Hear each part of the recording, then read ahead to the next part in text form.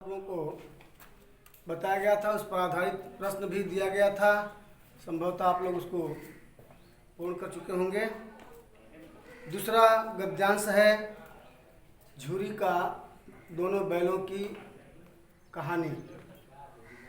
झूरी अपने बैलों को अपने साला के घर भेजा था।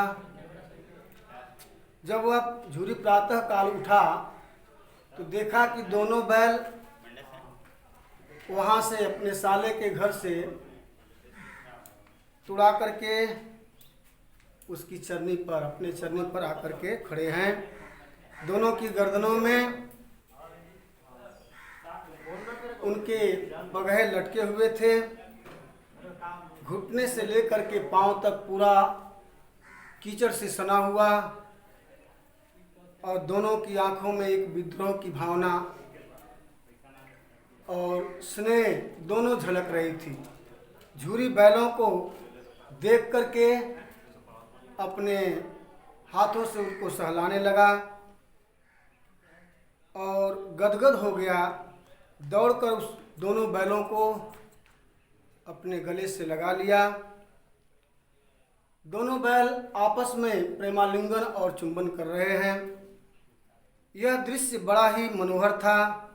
घर और गांव के जितने लड़के थे सभी लोग जमा हो गए।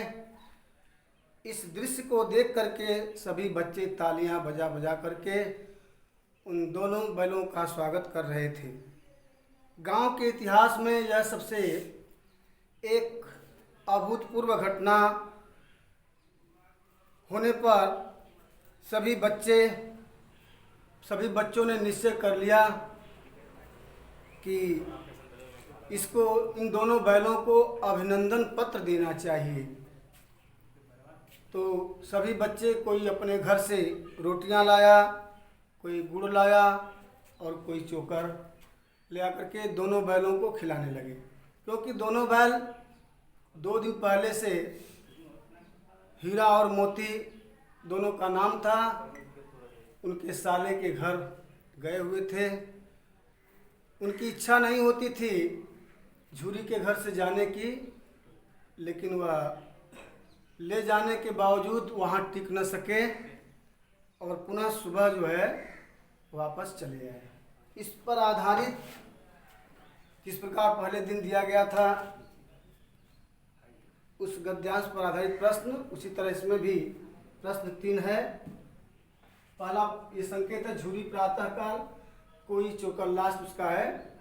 पहला प्रश्न दिया है झूरी ने प्रातः काल क्या देखा। झूरी ने प्रातः काल क्या देखा।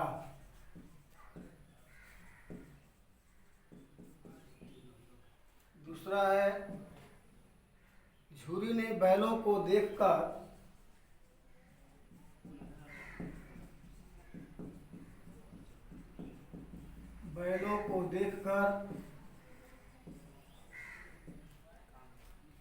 क्या प्रतिक्रिया प्रकट की।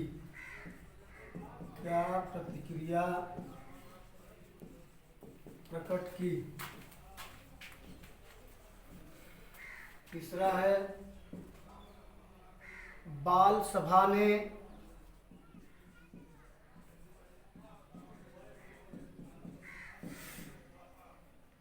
बैलों के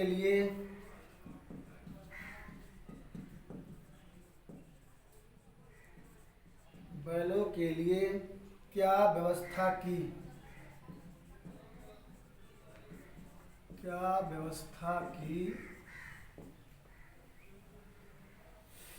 वह क्या निश्चय किया। वह क्या निश्चय किया।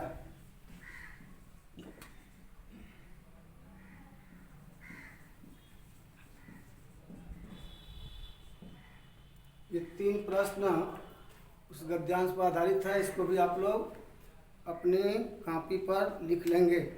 फील्ड में आपके गांव में अध्यापक लोग घूम रहे हैं, कॉपियाँ चेक की जा रही है। सभी लोग अपनी नई कॉपी बना करके लिखते जाएंगे। शेष नेक्स्ट।